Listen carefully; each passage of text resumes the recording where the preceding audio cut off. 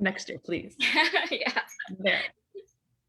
So everyone, thank you so much for joining again. We're so excited. So what is Legacies Library? Legacies Library is a new initiative that we created as a response to the lack of awareness and contents on the secret war in Laos, as well as the broader Vietnam War era conflicts in Cambodia, as well as Vietnam. This initiative will serve as a repository of information in the forms of books, blogs, films, and vlogs, as well as oral history in both English and Lao to be shared, especially with young people, students, and the broader public free of charge. Throughout the year, Legacies Library will host events such as this one, a book talk with authors and film screenings, followed by discussions with the director or other topic matter experts. Funds raised for our Legacies Library will allow us to purchase books and other related materials and allocate our staff time to develop our own educational content to be shared and to help educate the broader public. We also hope that this will inspire a new generation of researchers, authors, and others who care about this history to create and share their story, like our dear friend Jessica Rotondi, author of our very first Legacies Library book, What We Inherit. Now, I have the distinct pleasure of introducing Jessica to all of us here today. Jessica Pearce Rotondi is a writer and editor living in Brooklyn. Her work has been published by the History Channel, Time, Vogue, Reader's Digest, Salon, Atlas Obscura, HuffPost, and Refinery 29, just to name a few. Prior to that, she was a senior editor at HuffPost and a staff member at PEN American Center, the world's oldest literary human rights organization. Her first job in New York City was at St. Martin's Press, where she had, quote, a room of her own in the Flatiron building to fill with books. Jessica, that sounds so amazing. She was raised in New England and is a graduate of Brown University, where she received a research grant to conduct an oral history project on World War II. You'll hear a little bit of connection to World War II soon, or if you've read Jessica's book. Welcome, Jessica, and thank you so much for being with us here today.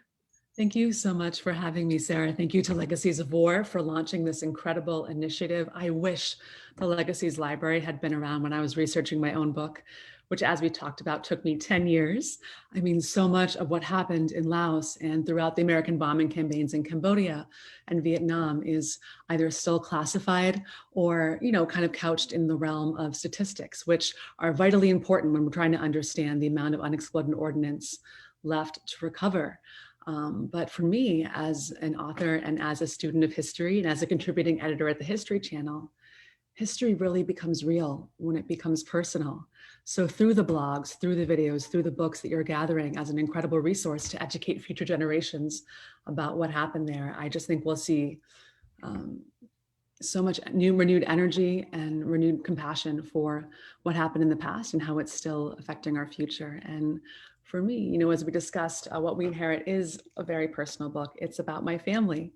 And I know not everyone has gotten to read it yet, so I'll give you a quick overview of it and how it relates to the war.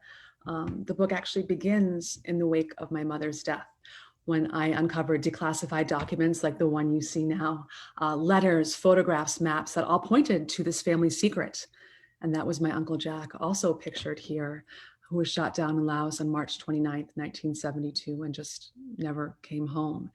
And Jack's crash eerily echoed one my family had already experienced.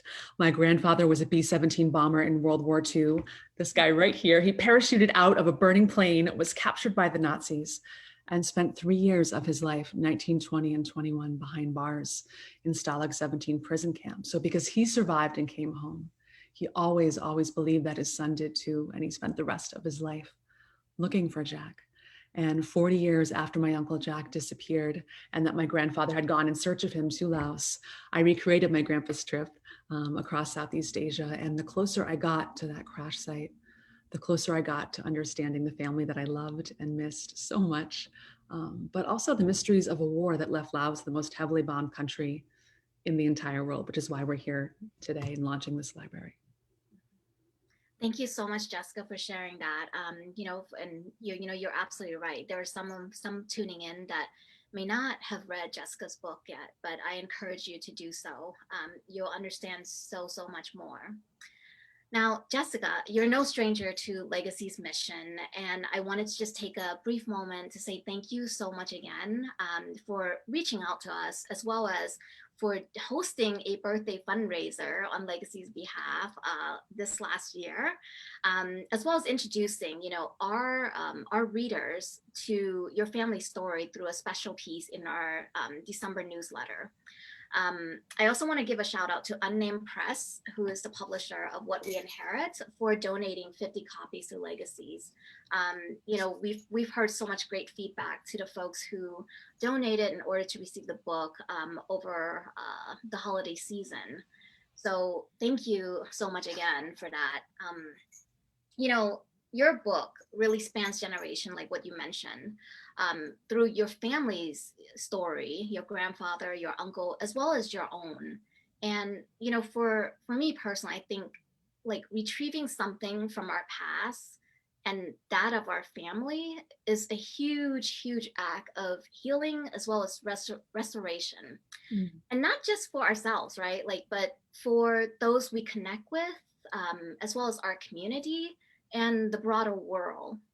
Like when I first started reading What We Inherit, I was immediately captivated by just how deeply personal this was for you. How you allowed us to be in this world with you in a period of mourning, discovery, and transformation.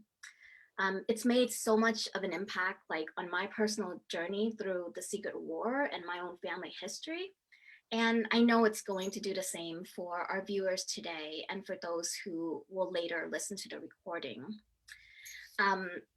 So before we get started, I want to thank all of our viewers again for tuning in and remind all of you to please type in questions that you may have for Jessica into the chat, and we'll do our best to answer all of them. Alrighty, folks, let's start turning the pages. Do it. All right, Jessica, you're in the hot seat now. This was not just a story, right? Like this is your family's history. Can you share why you chose the title What We Inherit and what is the special significance? Absolutely. So What We Inherit is actually taken from a poem by Lord Byron called Prometheus. Jack was shot down in a plane called Prometheus, which is named after the Titan who gave the gift of fire to man. And those of you familiar with the Greek myth will know that in the myth, as punishment, the gods strap Prometheus to a mountain. And every night, depending on the version you read, an eagle either eats his liver or his heart. It's a very grim story. But the moral of it is he really can't be fully alive or fully dead. And for me, what an incredibly powerful metaphor for my family's story, right? Every document sealed with an Air Force eagle took my family from hope to despair and back again. For 40 years, I didn't know if their son was alive or dead. And when we talk about the idea of inheritance, I think we usually think of things like eye color, or in my case, these documents, these photographs that I physically inherited. But the legacy of those on the other side of the conflict, the families in Laos who had to flee, many of them didn't get to take photographs or newspapers. My family was privileged to be able to hide things in a closet, right? There's this sense in America that we call it the secret war, because it's this thing we don't hear about in our history books, we don't study in school. But when I went to Laos, the most tremendous realization I had was that it was actually in people's front yards. I witnessed bomb crater steps from people's homes. And for me, the book could not just be about what my family experienced, but what we all inherit as Americans, as Laotians, as members of humanity when it comes to wars like this, and our responsibility to not only acknowledge the past, which we inherit, but the future going forward. And a big theme in the book is also something called intergenerational trauma, which is something that's being studied more and more. but is the idea that, survivors or descendants of those who survived things like prison camps or refugee situations, or illness or loss, for generations, the families are impacted. The bombs my uncle left behind in the soil are still killing people today. At the current rate of excavation, I think it's going to take 100 years at the current rate, if we stay where we are, for these all to be cleared. And that's not the history, that's future generations being exposed to this trauma again and again. So if we talk about what we inherit, um, we talk about so many things, but mainly we're talking about family and the legacy of this war. Mhm. Thank you so much for that, Jessica. Like you brought up two things that really hit home for me. The first is that intergenerational trauma that we're experiencing, right? Like um, one of the most defining moments, I think, like for my career here as executive director, is when I first laid eyes on this. It all just sort of like came flooding back. How this is the exact reason why my parents didn't want us to stay. They decided to pick up their family. Like they were in their 30s. It's a big shift, but there's literally 80 million of these still left in the ground, right? You mentioned like at the rate that we're going, it's going to take hundreds of years. But this is the whole reason why we're having this conversation today. The whole reason why we're like starting Legacies Library is because we want this to be done within a few decades, within our lifetime, right? Like Yes. and we think it's possible. So, I know that it took a long, long time for you to write everything down, 10 years to be exact. Yeah. A lot of research, and this is truly like a labor of love to bring this story to life for all of us. Jessica, now take us back to that moment when you first learned about Laos. Sure. So throughout my childhood, I knew that mom had a brother that we didn't get to know. And I knew that he was lost during the Vietnam War, but the term Laos never came up. I couldn't tell you where it was on a map. Again, we never learned about it in school. But when my mom died of cancer, she was diagnosed my senior year of college. And I kind of came home to take care of her affairs. I was going through her closet, not to be grim, but actually looking for something to bury her in. And I found these documents which told the story of her 40-year search to bring her brother home. And that set off a personal exploration for me and a deep dive into history. I was used to my family talking about World War II. Grandpa was a World War II hero. His medals were on the wall. We talked about him at every Memorial Day parade. Jack was never mentioned in the same breath. And that really made me want to know even more what had happened in Laos and what had happened to my uncle. I think as parents, we try to protect our children from things that are difficult, but it made me want to know all the more about what this war was about, which is why in 2013 I traveled to Laos and went towards his crash site, but not just going to his crash site, but really I visited the Cope Center, which I know we've talked about before, and museums dedicated to this incredible history where it's not the secret war, it's a war of independence won against incredible odds and at great cost. And it was just such a light bulb moment for me. And it's something I wanted to bring to readers of this book as well. It wasn't just this thing that happened in the past, it's something that's still going on. And if you go to the other side of the world, it's a completely different story. And that's what I hope What We Inherit conveys. Yeah, no, you're so right. Like it's amazing. Like you're so brave to just pack your bag and go to a country you've never heard of. That must have been like quite an experience. And I think later on you could talk a little bit more about that. But let's just take a moment and share with our viewers today, like as an American, um, you know, what role should we play in resolving the UXO issue? Since, when you went, you saw bombs being used as things like boats, right? It's everywhere in the markets. People use it as columns for buildings, for homes. So, as an American listening today, what role should we play in resolving the UXO issue? Great question. Americans absolutely have a responsibility to address the bombing campaign.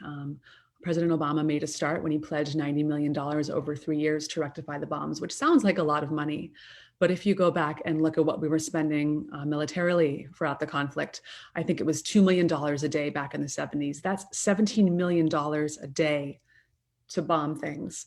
And the bombs are still in the ground. I think a full quarter of them did not explode. So we're not only talking about the people that died in the past, people are still dying, and many of them children. The object you just held, a bombie, it looks like a toy. It's something that kids find in the fields and play with. It's in their backyards.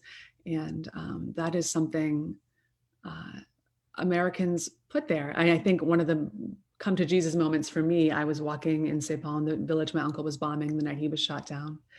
And I saw this laundry line, and it was strung over a bomb crater. And on that laundry line was a toddler's pajamas, like a little boy size, and they had Superman on them. And Superman is the symbol of American integrity, of saving the world from evil. And in this case, it was over this gaping hole that was left by American forces from above. And that was just such a strong visual reminder, almost a vertigo for me of, you're called Legacies of War, right? The legacy of what this war means to the American people. It's not just affecting people still living in Laos. It's affecting all the refugees that had to leave. It's affecting Americans. Fred Branfman has this great line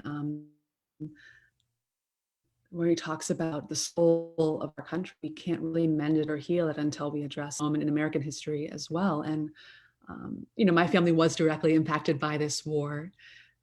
And so I have a natural curiosity about it, but how can we move forward in the world without studying the lessons of the past? The war in Laos, or the secret war as we call it here, was the first time the CIA was militarized, something that was repeated in South America, across the Middle East. And every single time we failed, and we've just failed to learn the lessons that we could have learned in the 60s and 70s from what happened in Laos. And I think we still need to learn them. Absolutely. So beautifully said. For us, like Fred Branfman is a hero. He is one of the reasons why Legacies was founded. But I want to just take a quick pause, since you mentioned family and how deeply connected your family is to this history, which is why you went all the way across the world and wrote about it. I want to say hi to Jessica's father, who's on. Hey, Chuck. I'm Sarah. Hello from the whole entire Legacies team. And you're right. Like, because your family is so connected to this, of course, you care. But what about those who didn't have a veteran in their family? Like, the secret war has been over for nearly 4 or 5 decades. For those who have family, well, actually, the question is two-part. One, why should those who have no connection to this care? And then two, for those who do have a connection, are there some families that you know of that are still looking for information to be declassified? And how do you think this will help them move forward if they were to find the answers that they're looking for? Absolutely. And I guess I'll answer that one in reverse too. Throughout my research process, the most incredible thing. So Mary Karr is a memoirist, one of my favorite memoirists, and she has this line that writing memoir is like getting to spend time with people no longer on this side of the grass. For years, I was in my early 20s when I lost mom. I was going through these primary documents that were dead letters. I wasn't actually hearing my mother's voice. I was seeing her handwriting, and that was all I had. I then connected with other families who had lost not only family members on the plane, but who had been on the ground in Laos being bombed, and getting to talk about our loved ones again, saying their names aloud. My God, it was just like bringing them back for a short time, which I think is the object of any piece of art, be it a book or a film, to bring people to life again. And yeah, I think there are so many families that are still hurting. The Simmons family is one. Skeeter Simmons was lost on Jack's plane the night he was shot down. But their family, like mine, had a war room, a room in the back of their home that was no longer a bedroom for a child. It was basically a filing cabinet, a museum to their lost loved one who they kept fighting the government for answers for years and years and years. So, the pain doesn't stop when someone goes missing. The pain continues until you have answers about your family member. And for those that have not experienced that kind of loss, I would go back to Fred Branfman again, and I would just think about who we are as a country and what we stand for. And as we pay our taxes, as we choose to vote and make all these decisions about the future of our country, we need to be informed about where we come from. I think of the example of Germany after World War II. They've done such an incredible job of educating the children and the public so that they grow up knowing the Holocaust can never happen again. And I think in our own country, we still have a lot of work to do to not only acknowledge that this war happened, because many people don't even talk about it. It's kind of looped under Vietnam as a sideshow, which is just so insane, given that's the heaviest bomb country in the world. But there's a reckoning that needs to happen, not only for our politicians, but for, again, future generations who I hope to God aren't like me on the floor of a closet finding out about this when it's too late to actually talk about it anymore. And that's why I'm talking about it here today. Exactly, exactly. I think we need to continue the conversation and invite more people in. I think to add to that, there's so many people. Like Legacy is so blessed to have tons of people from all over the world support our mission and just want to do something, despite not having any connection, right? Like for a Lao American like myself, it's a natural connection. But for someone who has zero connection, I think this is a human story, right? Um, uh, I was reading Noam Chomsky's At War with Asia, for example, right? And he talks a lot about how we should care about the fate of our fellow humankind. That's literally what makes us humans, right? The ability to have empathy for someone else's pain and the ability to actually care for a people who we don't see every day. So, I'm so glad that we're talking about this today. Um, Now let's go to Laos now, meaning the portion where you're actually in Laos, right? In the book. Um, as an American, like walking in old Saigon, which Saigon, by the way, is the most heavily bombed area. When you were there meeting the people in Saigon, and you realize that this is a likely target of the U.S. bombing campaign. What was that like for you? As I got out of the van door with my guide, I just felt my legs start to slow. The weight of the history there is so very real. I got there just as school was letting out. So there were all these children kind of running towards us. They had to stop because there was a bomb crater between me and my friend Liz, who had accompanied me there. And they're smiling and waving and laughing. And I just kept thinking over and over in my head, if they knew who I was, if they knew who my family was, they wouldn't want me here. And I really struggle. What is my right to be here and to ask these people questions? But then I started having dialogues. And there was one woman I'll never forget. She was blind. She had survived the bombings in a cave for 5 years. And she's now in her ancestral home. She came back. She's surrounded by her grandchildren.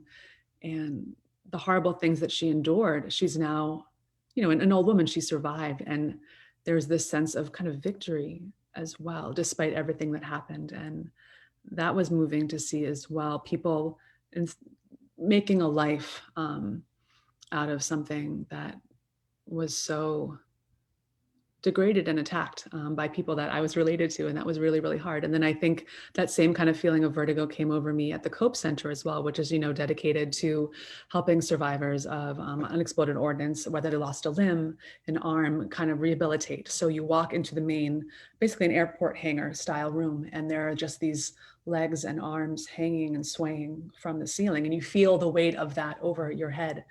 And that's when I felt it very bodily as well. And then again, in the crash site, I stood there with my guide, who originally did not trust me. That's another whole thing in the book. And I just felt, I heard this wailing, this screaming, and I thought, is there like an alarm going off? Like, what is that? Then I realized it was me. And I was howling, and I fell on my knees because there was just this sense of history in that moment was so great. The pressure of it was so great that I couldn't even breathe. And that's something I also wanted to bring back to readers as well. It can be an uncomfortable thing to confront, but once you start talking to others and connecting with others, my guide ended up hugging me and holding me up in the middle of that crater to keep me going. That was powerful too. And these are the photos. Yes, please bring these up. Thank you. So these are images I saw while I was at the Cope Center that were so striking to me. They're all made by refugees. Who are then accompanied by descriptions of the people that are burying, the people that are dying. And Sarah, this has a direct connection to Legacies of War as well, which I just found out about. I'd love for you to talk more about that. Yeah. So we've mentioned that Fred Brampman it's like he's one of our giants, right, in Legacy's history. Fred actually collected these drawings from the villagers who fled San Quang during the war. And this was their way of describing what they saw, right? Like why they were fleeing their homes because of all these bombs coming down. We have to put ourselves in the shoes of the people there. Like this is 60s and 70s, right? Like much of Laos was still unexplored. They've never seen planes coming down. They've never seen this. People just didn't know what was going on, but they drew these. And years and years later, Fred actually is a friend of John Cavanagh of Institute for Policy Studies. And he gave these incredible drawings to John. And years later, I think it was 3 decades later, John met our founder, Janapa Kamungsa, and he was like, "Are you Laotian? Is that a Lao name?" And it still happens to this day, right? People are are not accustomed to a Laotian names. Like, it's so long and so distinct. And Janapa said, "Yeah, why?" Like, and I'm so surprised that you even know where Laos is, right? So he gives her these sets of drawing because he felt like, as a Lao American, this is meaningful to her, and it's her family's history and her, or origin country's history. So Janapa's like holding these set of original drawings, and she has this like epiphany, like I have to do something about it, and hence Legacies was born, right? So Legacy still has these original drawings, and the one that you saw at Cope were actually donated from Legacies to be there for everyone visiting to see. So I'm so glad that when we last connected, we talked about this, because I feel like it's come full circle for the two of us as we're sharing each other's story, right?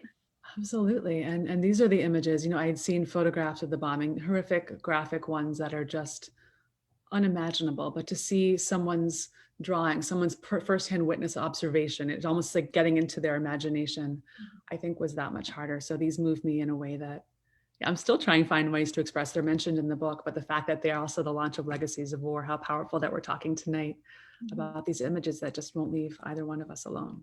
Yeah. And it's like, you're right. It's seeing it from the lens of the people who experienced it firsthand, and during that time, it's very powerful, and it's still hard for me to to this day to actually look at them, right? And especially the original ones. So thank you for bringing that up. So it sounds like you had quite the experience in Laos, Jessica. And was quick question, side note, when you were talking about the Superman, right? Was that in Ceylon? It was, yes. There was a Yeah, house a couple of doors down from the schoolhouse. Yeah. I just feel like, when people think of childhood, right? Like I remember seeing Superman, and I also remember seeing Mickey Mouse. And I've always had this image of America being that as well. So it's funny that you brought it up, because it's made me think of like what did I initially thought of America prior to coming here. And you're right, like it's always seen as like the superhero. Some different conversation. Yeah. So we're talking about your experience in Laos, looking back. What would you have done differently to plan your trip, like knowing what you know now? I would have brought you as my tour guide. Yeah, I went there. I was 25 years old. I had no money. I was a journalist working crazy hours. So I kind of cobbled together all of my vacation days, which is like 8 or 9, maybe 10 total if I took like personal days too. And to actually pay for the flight, I cashed in savings bonds. My grandpa Ed in the book, The World War II Survivor, he gave me, like $5 here, $10 there in US savings bonds for every report card, every birthday. And you're supposed to save them for a long time. But I was like, I want to go. It's the 40th anniversary. I want to go now. And, I'd already lost my grandfather at that point. So what better way to spend his money and his gift to me than to recreate something that he had done and try to learn more about his son. But then, of course, when I got there, I was so afraid of being censored. I think both by my government and the Lao government. I had my email hacked after I talked to a couple CIA sources. So it's a little nervous about that. So, throughout the book, I'm kind of pretending to be this blonde tourist, right? I don't really tell my guide why I'm there Mhm. until he realizes I have something more going on. I'm a little more invested in this story. And that's when I think things started to get real. I wish I had kind of opened with that. His family is from Sepang. So his family, like direct ancestors generation ago, and my family were trying to kill each other just one generation ago. And it's only when we kind of acknowledged that I think we started to move forward and connect in a different way. And there was one moment, um, especially we were in this temple in Sepang, and there's this Buddha that's still standing there. It was not bombed like many of the other thousands of religious figures throughout the country. This one stayed, and they kept the original wall behind it, which is full of bullet holes and cracks, but it's still standing. And we kneeled beside one another, and that was a moment when he kind of told me about his family, and that's when I kind of told him about mine, and that's how the rest of the trip progressed. But I was just so fearful of the history, of the weight of my family's history, that I wasn't maybe as forthcoming as I could have been, and perhaps we would have gotten meaningful conversations in sooner. And I wish I was richer too, so I could have spent actually more quality time there. I think I had such limited moments, and the more I learned people's stories, the more I wanted to travel even beyond Laos. I also found out while I was there, my uncle's plane, or part of it, is actually in Vietnam, just over the border, and I couldn't get the visa in time to go. So maybe that's the next trip. We'll see. Next trip part two, definitely. And yes to being your tour guide, but I only Thank take you. tickets, okay? That's my prize.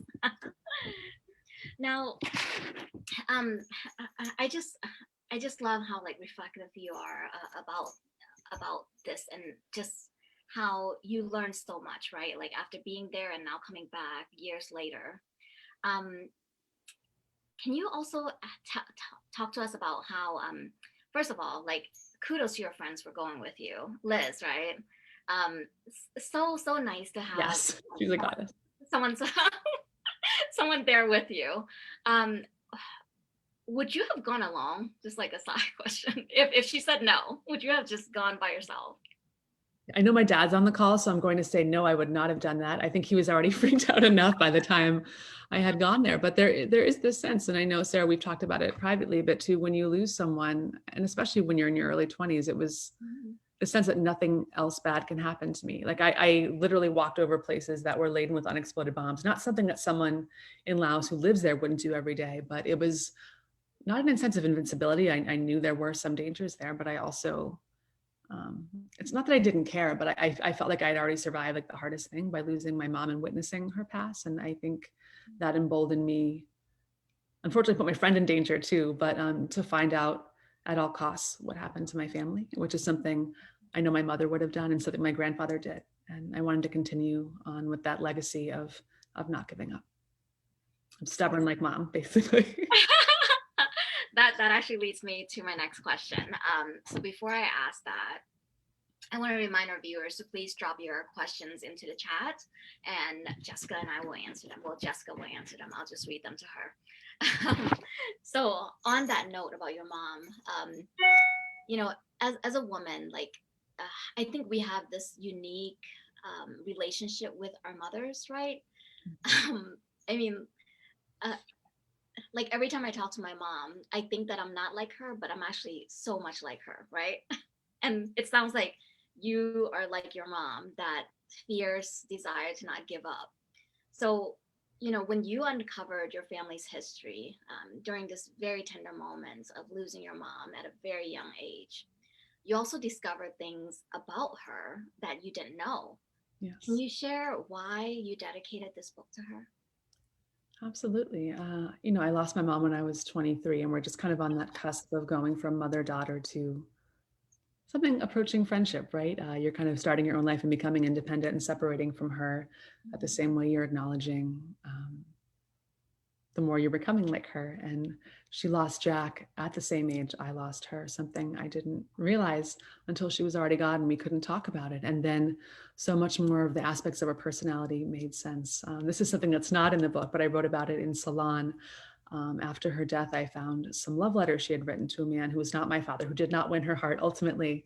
But through them, I realized, she was writing them right around the time Jack was lost. So I witnessed Jack leaving her life through these pages. And I watched her not be able to have relationships or relate as much because there was this sadness in her that she wasn't expressing. And I had the same thing. I had a partner when I went to Laos. I did not bring with me. We ended up breaking up soon after. And I was just incapable of moving on until I had done what I had to do. And I think my mom was similar with Jack. It became this obsession for her, which is one of the lessons that was hard earned in this book, was when to let go. I mean, Jack was trying to be his father when he went up on the plane that night. I was trying to be my mom, the editor, the writer she wanted me to be. But all we can really do is like love the people, acknowledge who they are, and let them go too. And that's something, a piece I hope I found at least partially on this trip. But yeah, she was an incredible lady. And then another quick story about her. When she was 23, she went to Paris. And a couple weeks before Saigon fell, she marched into the Vietnamese and Lao embassies without an appointment. Woman did not speak French. And she just walked right in, and they were like, lady, you can't do this. And she's like, I'm doing it. I'm doing it. So she sat down with these ambassadors, these powerful white men in suits. And she said, and had these meetings and asked them questions point blank. Do you know where my brother is? Are we bombing Laos? Like, why are they trying? Like, what are we doing there? It's a neutral country. And it was just absolutely wild. So her strength and her fortitude, when everyone else told her, no, you can't, she did. And she kept going. And that's something I try to take with me in my day-to-day life too. I love it, and what a great way to like honor her, just through what we inherit. And I'm trying to like look. Oh, here's the picture that I was looking for. That's her wedding photo. Look at that 70s hat. Yes. She's so beautiful, and you definitely have her heart, obviously, and her spirit. So I think this, I know she's proud of you. Oh, thank you. Yeah. The coolest thing about writing a book about family is like getting other people to say their name out loud and get to know them. So I feel like a part of you gets to meet her now too, which is really special. No, Linda and I would have been great friends, I think.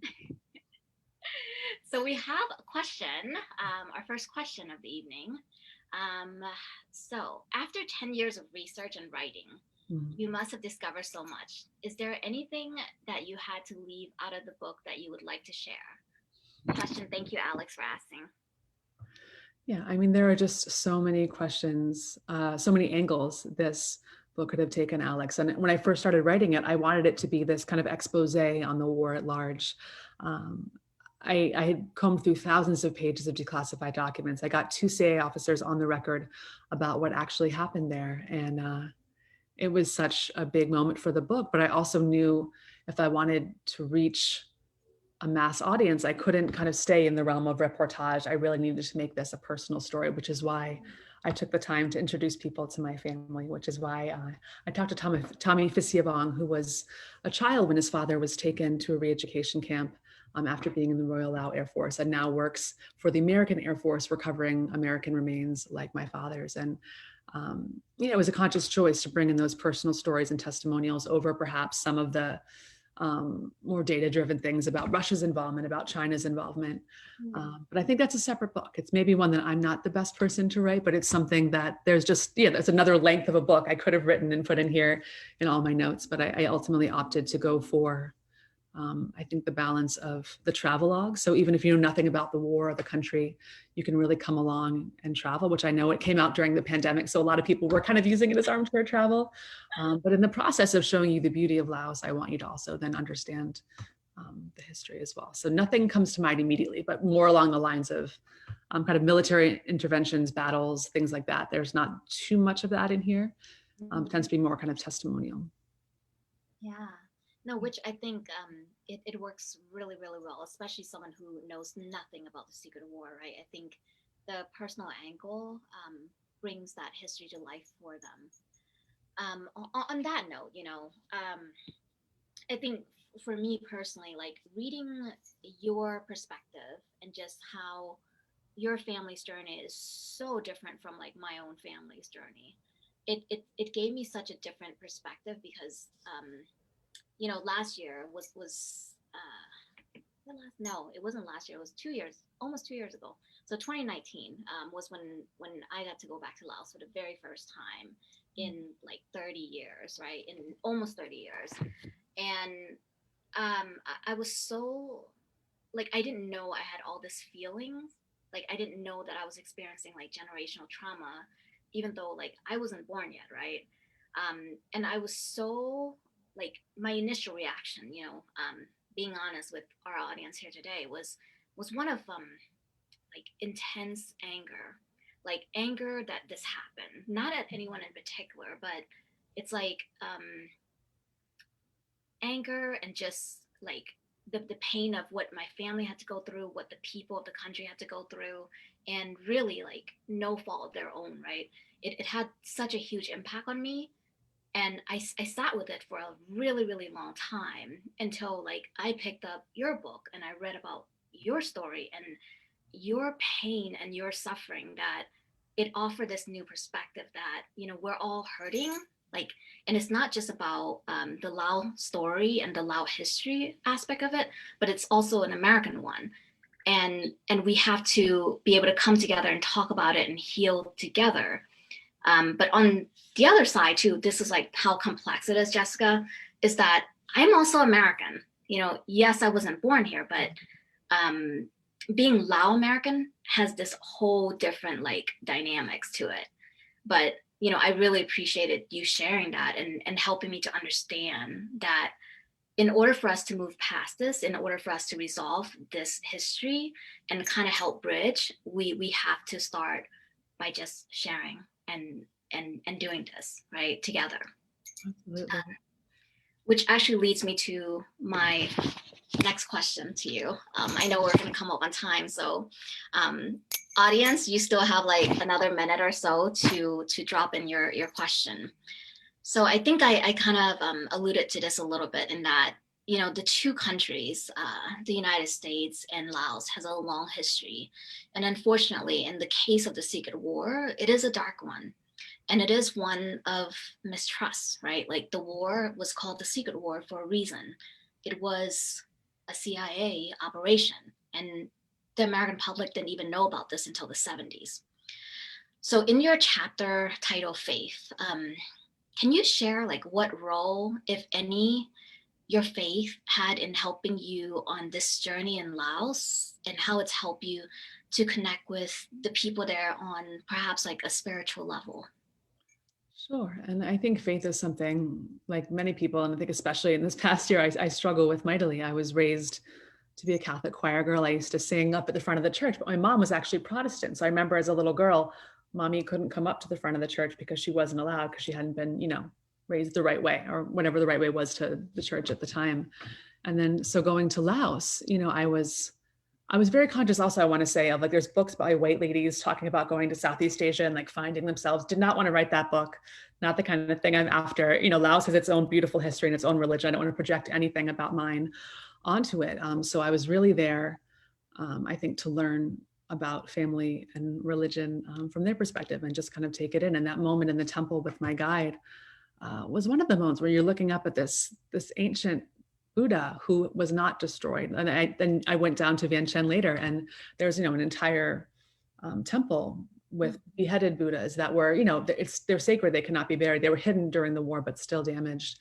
But they're now even more powerful in being broken because they're still standing and they're still a part of active worship. And I think for me, when I was in the crater with my guide, what he said to me was, I see now that you have faith in your family. And I think that's something, no matter what religion you are, that you can relate to. My grandfather believing his son would come home. Most people would have said, thank you, here's a small check, bury your son and move on. And he, a man who never made it past high school because of World War II, became a national advocate for letting people know America is bombing Laos. My son was lost in Laos, not Vietnam. When they came to knock on his door and tell him his son was missing, he insisted, I know exactly where he was. And if you don't give me answers, I'm going to go to the press and blow this thing wide open. And it's shocking, as you said, most Americans didn't know we were even bombing Laos until the 70s. And even then, it was like, some articles in the New York Times, but it wasn't at all commensurate with their coverage of Cambodia, perhaps, or Vietnam at large. And so I have faith, I hope in future generations that we can get this story. And it's not a story, it's a real life. It's a reality that's still going on in the hearts and minds of people as well. And hopefully my faith in my family, my guide's faith in his family, your faith in me, and everyone watching today, their faith in Legacies of War to get this difficult work done, to raise these funds, to get rid of these bombs, is the way we can all move forward. Beautifully said. You're so right. Like if we just gave it more attention, right? Like looking back just through historical records, it's like it was there in the 70s, and then it just disappeared, right? The next news comes about. But I think the more people who are inspired to share the story and the more people to write about this, that's how we're going to get the job done. So thank you for being a part of it by writing what we inherit. Thank you. So I'm just going to do a double check to see if we have any final questions. If we do, you guys have about another minute to type it in. You know, oh, no other questions so far. Great.